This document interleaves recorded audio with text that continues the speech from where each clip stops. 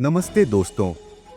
क्या आपने कभी खिड़की के पास बैठकर दुनिया को आगे बढ़ते हुए देखा है, यह सोचते हुए कि क्या आपके जीवन का कोई अर्थ बाकी है? अगर मैं कहूं कि आपकी कहानी का सबसे अच्छा अध्याय अब तक लिखा ही नहीं गया है, तो क्या आप मुझ पर विश्वास करेंगे? यह कहानी है अर्जुन मेहता की, जो एक सेवानिवृत्त शिक्षक हैं। वे खुद को निराशा और आशा के चौराहे पर खड़ा पाते हैं। उन्हें नहीं पता था कि 70 साल की उम्र में जिंदगी उन्हें एक दूसरा मौका देने वाली है। एक ऐसा मौका जो न केवल उन्हें बल्कि उनके आसपास के लोगों को भी प्रेरित करेगा। चलो दोस्तों, इसी से संबंधित एक प्रेरणादायक कहानी सुनते हैं। कहानी का शीर्षक है दूसरा बसंत, खोए सपने, उम्र सिर्फ एक संख्या। कहानी इस प्रकार है।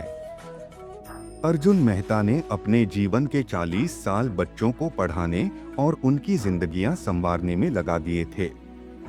एक स्कूल शिक्षक के रूप में उन्हें उनके छात्र प्यार करते थे और समाज में उनका बहुत सम्मान था। उनका क्लासरूम उनकी दुनिया थी, जहां वे हंसी और जिज्ञासा से घिरे खुद को जीवित महसूस करते थे। लेकिन अब जब वे अपने छोटे और शांत घर में बैठे थे, वह अध्याय मानो बीते समय की धुंधली याद बन गया था। सर्विस से रिटायरमेंट अर्जुन के लिए वैसी नहीं थी जैसी उन्होंने सोची थी। उनके दिन एक रास्ता से भरे हुए थे, पौधों को पानी देना, चाय की चुस्कियां लेना और घड़ी को देखते रहना। घर की चुप्पी असहनीय लगती थी, जिसे केवल कुर्सी की कभी कभी होने वाली चरमराहट या बाहर पक्षियों की चहचहाहट ही तोड़ती थी। उनकी पत्नी सुमन उनके बढ़ते डिप्रेशन को देखकर चिंतित थीं। वह उनके पसंदीदा पकवान बनाकर या हल्की फुल्की बातें करके उन्हें खुश करने की कोशिश करती, लेकिन अर्जुन अक्सर बेमन से मुस्कुरा देते। आर्थिक समस्याएं उनके दुख को और बढ़ा देती। उनकी पेंशन से मुश्किल से घर के बुनियादी खर्च पूरे होते थे और अचानक आने वाले खर्चों या छोटी छोटी खुशियों के लिए जगह नहीं थी। अर्जुन को अपने बच्चों से मदद मांगना पसंद नहीं था। उनके अपने परिवार थे जिनका उनको ध्यान रखना था। उनका बेटा रोहन बेंगलुरु में काम करता था, जबकि उनकी बेटी मीरा मुंबई में रहती थी। वे कभी कभार फोन करते थे, लेकिन उनकी बातचीत अक्सर छोटी और जल्दीबाजी में होती थी। अर्जुन उन दिनों को याद करते थे जब उनका घर हंसी और हलचल से भरा होता था, लेकिन वह जानते थे कि वे दिन अब बीत चुके हैं। सामाजिक रूप से अर्जुन खुद को अदृश्य महसूस करते थे। युवा पड़ोसी अपनी तेजतर्रार जिंदगी में व्यस्त थे और उनके पुराने दोस्त या तो दूर चले गए थे या इस दुनिया को छोड़ चुके थे। यहाँ तक कि जब वे हिम्मत करके सामुदायिक कार्यक्रमों में शामिल होते, तो अक्सर एक कोने में चुपचाप बैठे रहते, खुद को अजनबी सा महसूस करते हुए। क्या यही है, उन्होंने खुद से पूछा। क्या मेरी जिंदगी इस तरह खत्म होगी, अकेलेपन और गुमनामी में?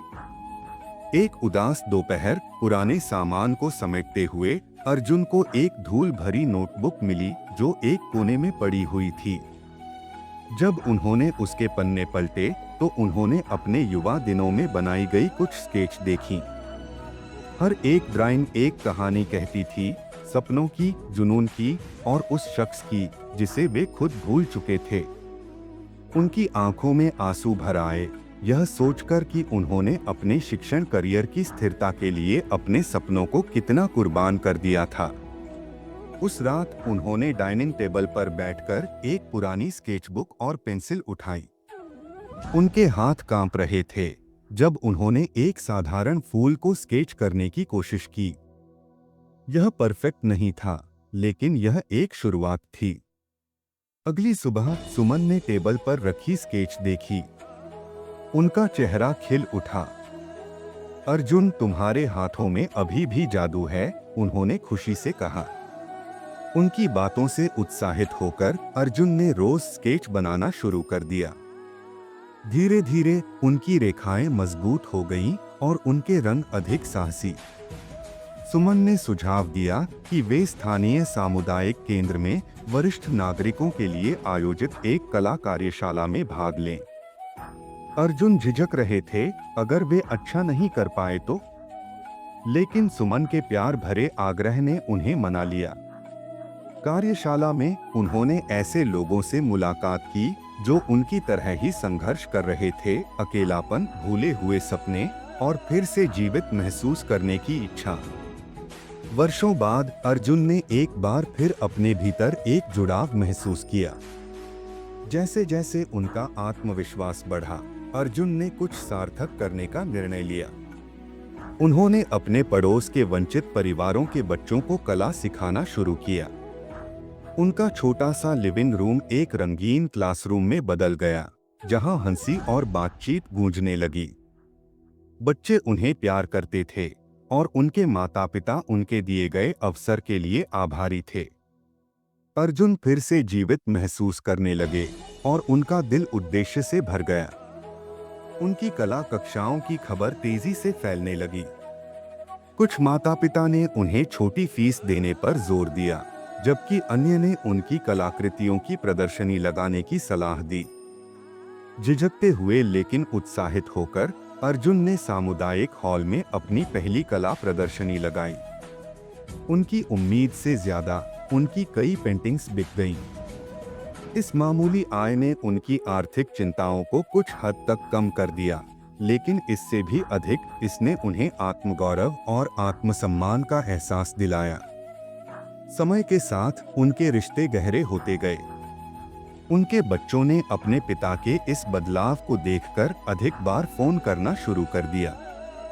मीरा ने उनकी एक कला कक्षा के दौरान उनसे मुलाकात की और उन्हें उसी जुनून के साथ पढ़ाते हुए देखकर भावुक हो गई जो कभी उनके क्लासरूम में होता था।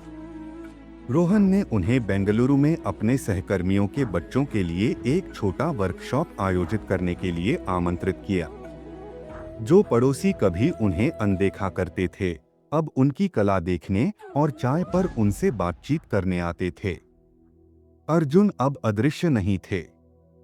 वे अपने समुदाय में प्रेरणा का स्रोत बन गए थे, यह साबित करते हुए कि 70 के बाद की जिंदगी उतनी ही रंगीन और संतोषजनक हो सकती है जितनी कोई इसे बनाना चाहे। और इस तरह अर्जुन मेहता की कहानी उनके जैसे कई लोगों के लिए उम्मीद की किरण बन गई। जब कोई उनसे उनकी यात्रा के बारे में पूछता तो वे अक्सर कहते, जिंदगी रिटायरमेंट के साथ खत्म नहीं होती, यह तब शुरू होती है जब आप फिर से सपने देखने की हिम्मत करते हैं। उम्र या हालात को अपने को परिभाषित मत करने दो। अपने जुनून को ढूंढो और उसे अपने दिनों में नई जान डालने दो। एक शाम जब वे अपने बरामदे पर बैठे सूर्यास्त को आसमान में नारंगी और गुलाबी रंग भरते हुए देख रहे थे, अर्जुन मुस्कुराए। उन्हें एहसास हुआ कि जिस तरह सूर्यास्त खूबसूरत हो सकता है, उसी तरह जिंदगी का अंतिम अध्याय भी खूबसूरत हो सकता है, अगर कोई क्षितिज के उस पार देखने की हिम्मत करे। तो आपको क्या रोक रहा है? शायद अब समय आ गया है कि आप अपने सपनों को फिर से तलाशें और अपनी खुद की कृति बनाएं, अर्थात अपने सपनों को खुलकर जिए और उन्हें वास्तविकता में बदले। जीवन के इस पड़ाव को भी जिंदादिली के साथ एंजॉय करें। आखिरकार जिंदगी का दूसरा बसंत भी आपका इंतजार कर रहा है।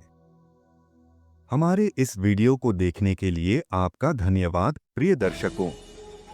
यदि यह कहानी आपको प्रेरणा दे या आपको सोचने पर मजबूर करे तो कृपया इस वीडियो को लाइक करें, अपने दोस्तों और परिवार के साथ साझा करें और अपने विचार कमेंट्स में जरूर बताएं। और हाँ, प्रेरक संदेश को सब्सक्राइब करना न भूलें ताकि आप ऐसी ही और भी प्रेरणादायक कहानियाँ और अनमोल सबक आप तक लगातार पहुँचते रहे। अगली बार फिर मिलेंगे, तब तक प्रेरित रहें और सकारात्मकता फैलाते रहें।